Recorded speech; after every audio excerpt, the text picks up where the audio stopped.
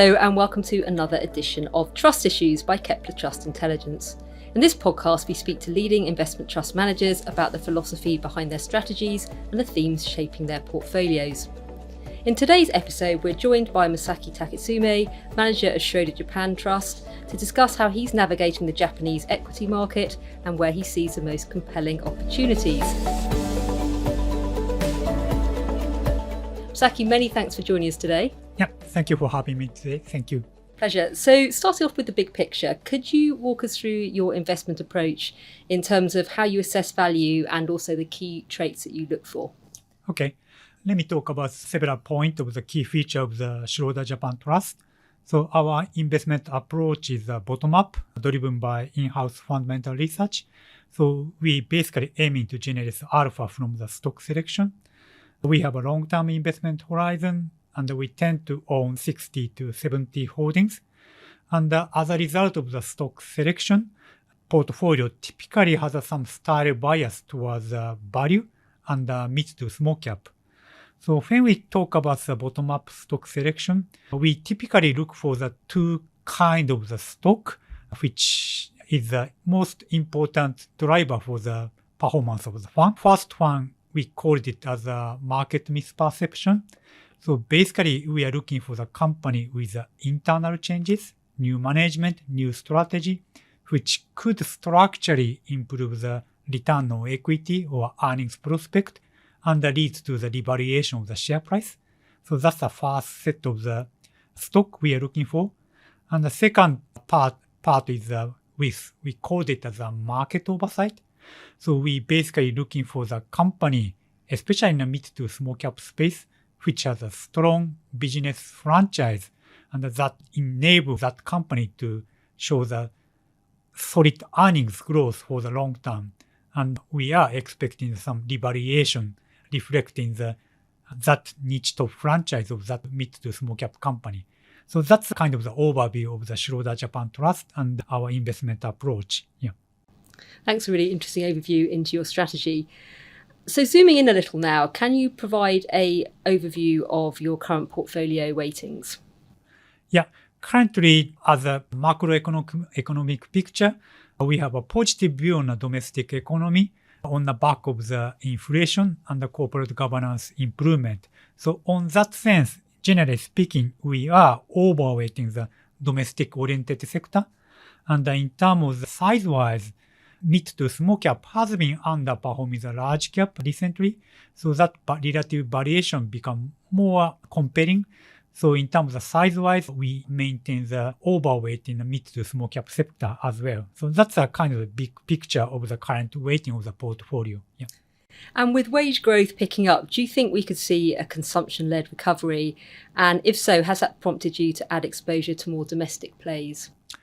Yes, we will. So at this moment, real wage growth, so wage growth adjusted by the underlying inflation, is hovering around the 0%, right. So which has been the improvement from the negative wage growth, but still not yet strong enough to accelerate the consumption growth.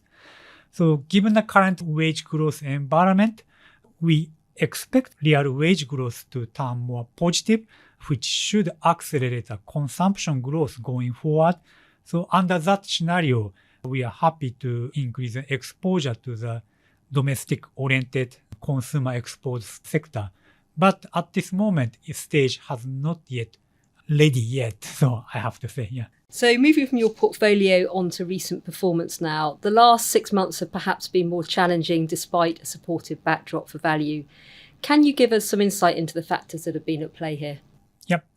So as we talked, so the most important driver for the trust performance is the individual stock selection. So far, start of this year, so overall market is more like macro-driven and or thematic-driven. So typical example is the automotive sector. So when Mr. Trump announced the introduction of the tariff, all of the automotive stock being sold off unanimously. So there is no differentiation.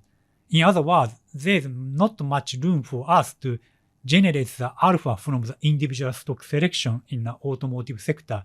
So we could say the same thing with most of the sector so far in this year. So in other words, we have a bit of the challenging environment that there is a less room for the alpha generation from the individual stock selection. So that explains the short-term challenge in our fund performance year-to-date basis. Yeah. So moving on to the macro picture now, what's your take on currency risk and how do you approach this from a portfolio construction perspective? Okay. So in terms of our basic strategy on currency, we don't make any forecast or assumption on currency FX movement. So on that sense, we tend to have a neutral stance on the currency movement.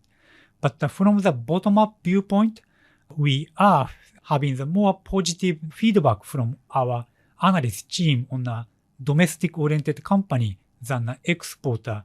So on that sense, we are overweighting the domestic-oriented company over the exporter, which implies that the yen appreciation could work as a tailwind for the trust performance.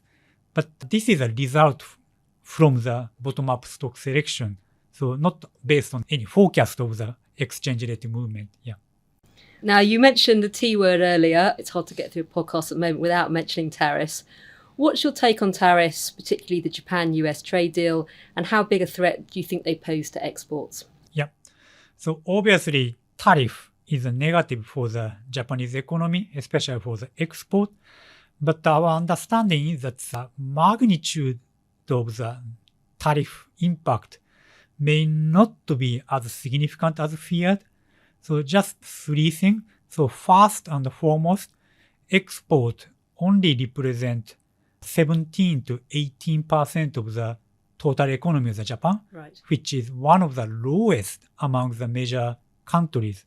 Secondly, US as an export destination from Japan only represent 20% of the export from Japan. So Japanese export is more diversified.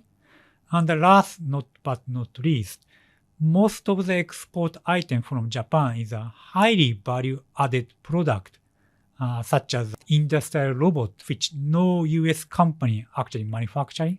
So in that sense, Japanese export items tends to be more competitive and a value-added item, so that a Japanese company can raise the price to offset the tariff impact. So all in all, because of the three things, not so much dependence on the export for the Japanese economy, and the diversification of the export by Japan, and the highly value-added nature of the Japan export to the US, we think that tariff impact on Japan as well as the export is not as significant as concerned or feared by the market. Changing topics slightly and moving on to policy and reform. As we know, corporate governance reforms have been a major theme, but things seem a little bit quieter lately. What's the current state of play in terms of corporate governance and also its impact on returns? So we strongly believe that corporate governance is a structural tailwind for the Japan. The corporate governance is continuing to evolve in a positive way.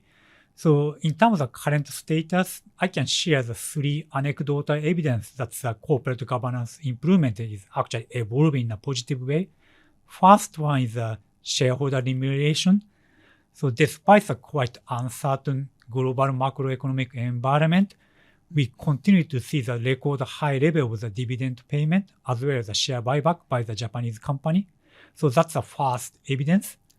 And secondly, even from the regulatory viewpoint, Tokyo Stock Exchange, so a couple of years ago, encouraged the company to disclose their effort to improve the return on equity as a part of the corporate governance reform. But the Tokyo Stock Exchange didn't stop that level. Now, they are categorizing those disclosed company into two categories. First one is so kind of a good enough disclosure. Right. But the second category is not good disclosure. So now Tokyo Stock Exchange sends a message that disclosing the initiative itself is not enough for the corporate governance reform. Any company has to, of their sufficient disclosure, their effort to improve the ROE. So that's another evidence of the further evolution or progress of the corporate governance reform. And the last but not least, probably first time in history, we have less number of the listed company in Japan in 2024. And we may have a less number of the listed company in 2025 again because of the merger and acquisition. So M&A activity has been picking up. That's another indication of the improvement in a corporate governance effort for the whole Japanese economy. Yeah. And are the companies that have embraced these reforms continuing to push for improvement, or are they easing off now that the initial hurdle has been cleared? So as we discussed, so all of the participants in the Japanese equity market, anyone from the regulatory body to invest to the corporate, we are seeing the increasing pressure to further improve the return on equity as well as the disclosure of the strategy to improve the return on equity. So on that sense, no one is satisfied with the current status. Right. Everyone, investor, regulatory bodies, corporate, is continue to pushing harder to make a further effort to improve the return on equity. And as more companies delist, do you think the quality of the listed universe is quietly improving? Yes, we believe so. So just we talked. So we are seeing the increasing number of the M&A activity in the Japanese equity market. And the major reason for the delisting resulting from the M&A, including the parent company acquiring the listed subsidiary, private equity company acquiring the under-managed listed company. So on that sense, given a steady pickup of the M&A activity, overall quality of the listed company is getting better and better. Finally, which areas of the market are you perhaps most excited about at the moment? So generally speaking, we are positive on corporate governance reform in Japan. So in that sense, it's not a specific sector. We like the company whose management making the further effort to improve the return on equity earnings prospect by their own internal effort. So that's the first and foremost sector or area we like. So in addition to that, given the overall economic picture, uncertainty in the global economy, but the positive signs of the inflation or corporate governance in Japan, we generally favor the domestic-oriented sector, like a retail or service sector, over the exporter. So that's our current positioning. Yeah. And on that decidedly positive note, many thanks for joining us today. Thank you so much. To learn more about the Trust, please visit the Schroders website, and you'll also find our latest research note on Schroder Japan on the Kepler Trust Intelligence website. Thank you very much for listening, and we hope you join us again soon for another episode of Trust Issues.